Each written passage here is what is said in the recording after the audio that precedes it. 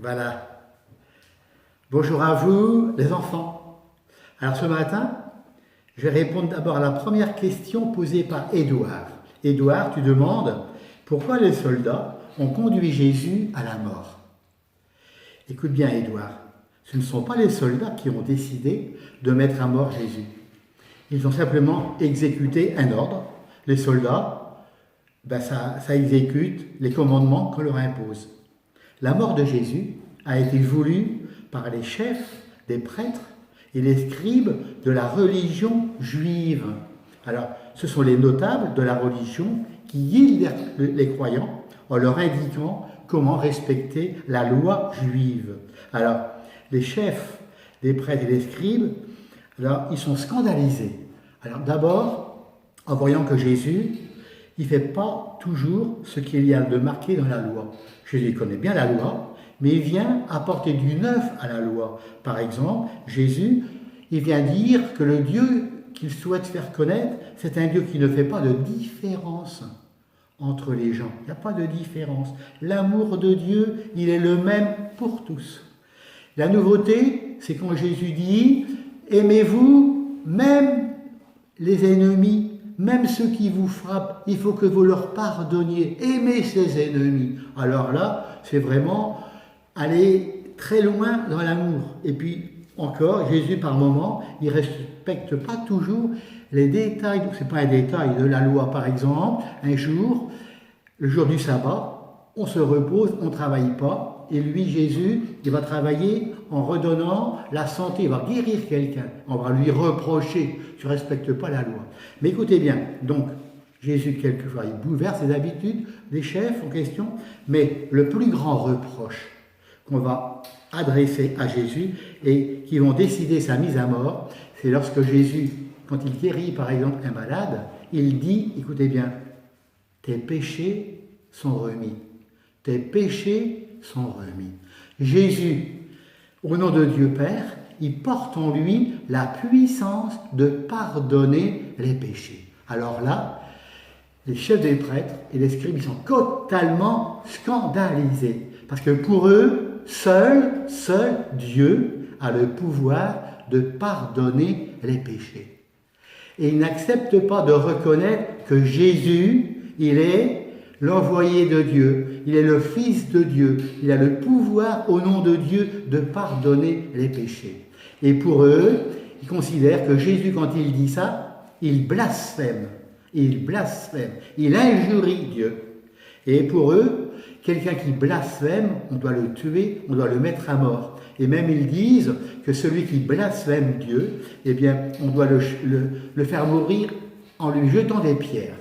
Voilà la raison profonde qui a conduit les chefs des prêtres et les scribes à décider de la mort de Jésus. Il blasphème, il ne respecte pas Dieu, il injurie Dieu, donc il faut le supprimer. Alors, ils ont obtenu du pouvoir romain l'autorisation de mettre à mort Jésus.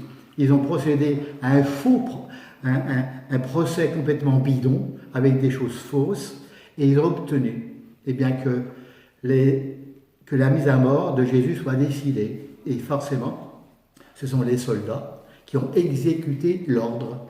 Et Jésus a été flagellé et cloué sur la croix. Cloué sur la croix parce que c'était, à l'époque de Jésus, la manière de condamner à mort quelqu'un qui avait eu un comportement de malfaiteur, de brigand. Eh bien, Jésus n'est pas un brigand, Jésus n'est pas un malfaiteur.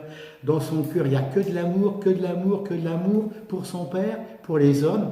Mais les chefs des prêtres et les scribes ne reconnaissent pas Jésus comme l'égal de son Père.